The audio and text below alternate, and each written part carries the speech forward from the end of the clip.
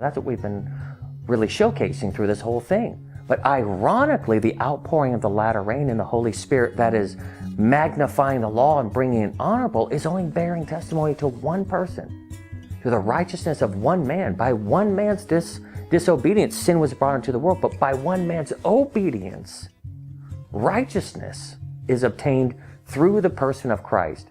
Now, it's interesting. God does not look upon a man according to what exists in his body, in his being, in his flesh.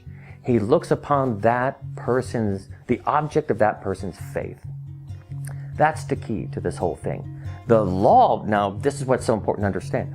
The whole reason why the law is being brought forth is to bring forth wrath. So God may judge a guilty world, but not judge it in ignorance.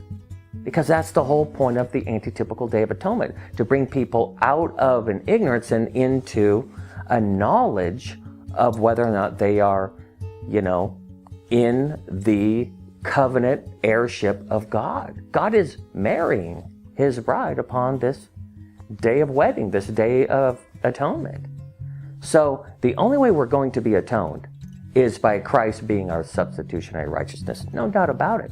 Ironically, the seal of that righteousness that Romans 4:12 talks about is the seal of the Holy Spirit of our obedience. It is a demonstration of that righteousness, but in no way, because it represents circumcision, right? The circumcision of the heart. But in no way does that, quote, circumcision of the heart constitute the righteousness that God justifies us. Remember, justification by faith is the three angels' message in verity.